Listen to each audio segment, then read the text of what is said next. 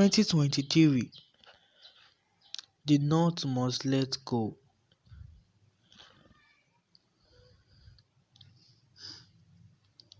The season is virtually upon us. The politicians are sharpening their knives for 2023. The sound is becoming genuinely louder. Prayer warriors are being pressed into service just like the eyes and the ears of the gods.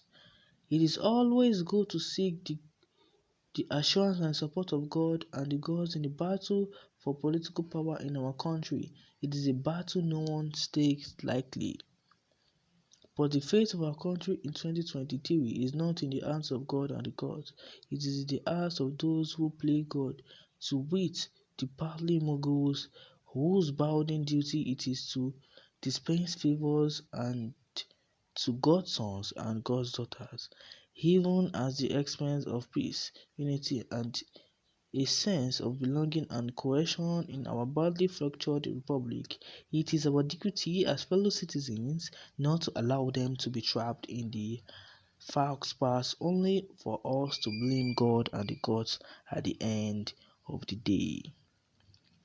This is the time for the rest of us to put our views across on what should be done to set our country back on the path of oneness. Politics, as the WAC said, is too serious to be left to politicians.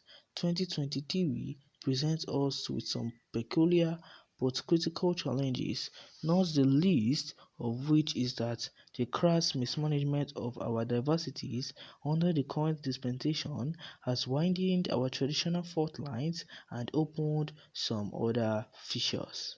This is the time to recognize them, appreciate them, and factor them into permutations for the locus of power at the center in 2023. The two major political parties, APC and PDP, are beset with internal problems and wrangling.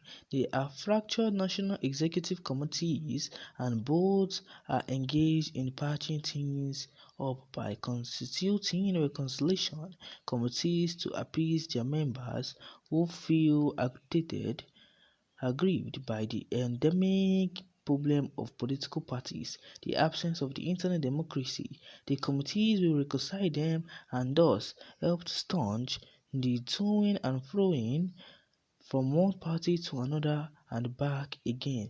That instantly changes the fortunes of political parties and their members. These movements are merely an opportunistic exploration of accommodation in a rival political party with seemingly greener grass under its feet.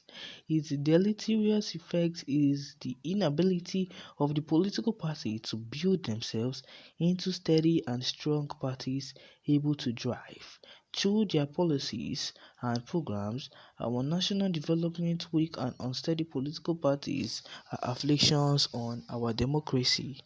The first order of business for the political party is the choice of a national chairman in each case. This is no ordinary choice. It is critical to the political parties because everything else rides on the section of the country that produces the national chairman of each party. In their tradition, the section that produces the national chairman cannot produce the party's presidential candidates, all things being equal, of course. The real question is not who but which section of the country, north and south, should produce the next president in 2023.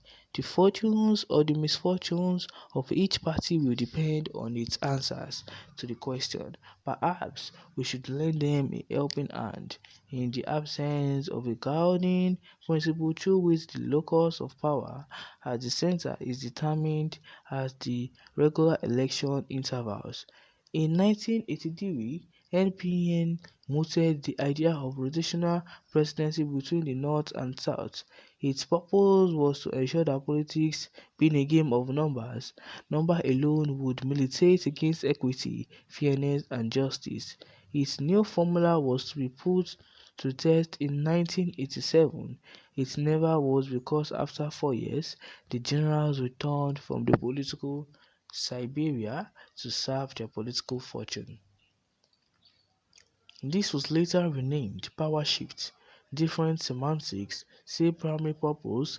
It was the rallying cry by the South in Babangida's transition to civil rule program, the argument being that the North appeared bent on domiciling the presidency of the permanent disadvantage of the South, given the number of Northerners who had held the levers of power since independence.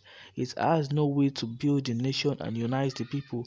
It was time the South strenuously argued for power to shift from the North to the South to make the latter an equal partner in the Nigeria project.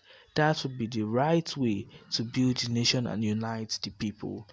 Quite a bit of water has passed through the river Niger to the creeks. Power shifted to the south in 1999 and 2011, still 2023 presents the country with the same unsettled issues and challenges. The late head of state General Sani Abacha introduced the geopolitical zoning system as a basis for managing our ethnopolitical and other interests. It is the formula for sharing or allocating elective and appointive political offices at the center. It has virtually become an important tradition in both the management and mismanagement of our diversities. Can we use this as the basis for inclusive government in which every part has a chance to both hold and milk the cow?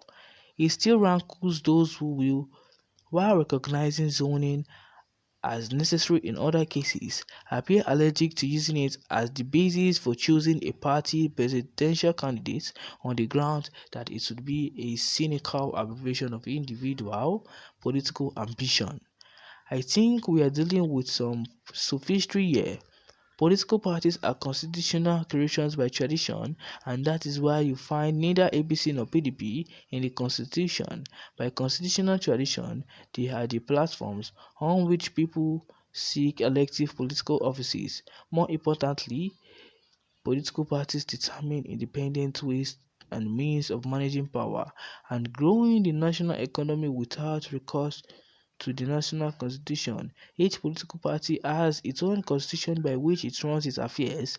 That zoning is not the constitution does not prevent a political party from using it as a basis for determining the locus of political power as the center provided it is satisfied that it makes for equity, fairness and justice, and does not offend the letter and the spirit of the supreme law of the land. It is the constitutional right of a political party to find ways and means of managing the affairs of a nation that which it chooses to do does not become unconstitutional by reason of it not being in the constitution.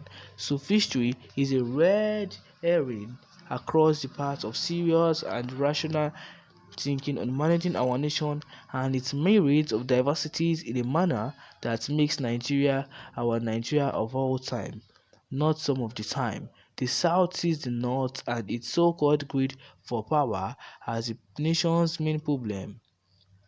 In the next few months, as the debate on the locus of power at the center heats up, copious evidence would be provided to show that the North has used its sheer number to dominate power in the country since independence to the discomfiture of the South.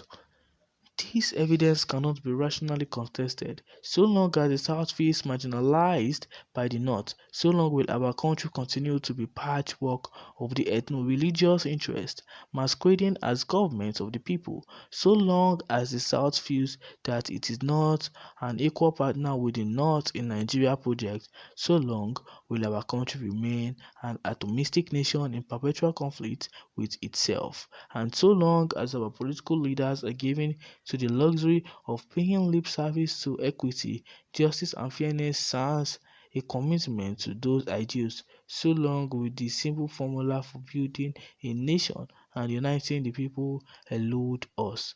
Let us quit pretending about this. Buhari's successor will inherit a fractured republic and divided people. It behoves our political leaders to appreciate this and take steps now that will defracture the republic and unite the people and make our country peaceful. It is time for the North to recognize that it has moral duty to share and share power equally in the South. Political power is not essentially about merit, it is about what's right for a country at a particular point in time. There are potentially great leaders in every part of the country. To recruit them, we must ventilate the system and end power hoarding.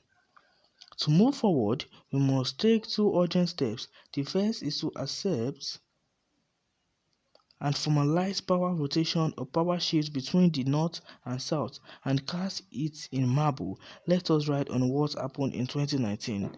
ABC and PDP zoned the presidency to North. Two Northerners slugged it out. We can do the same in 2023. Power must shift to the South and the political parties must choose their presidential candidates from there and let them slug it out as to who wears the presidential slash. The second step is to accept the zoning arrangement as a means of perfecting the power shift. It is not enough to broadly rotate power between the north and the south. Power must be rotated among the zones to the north and the south so that no zone dominates and leaves other zones in the cold. We can emerge from the comments.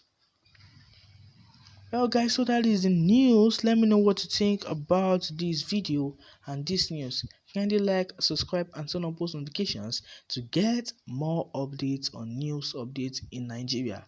And with that said, I'll see you on the next video. Bye.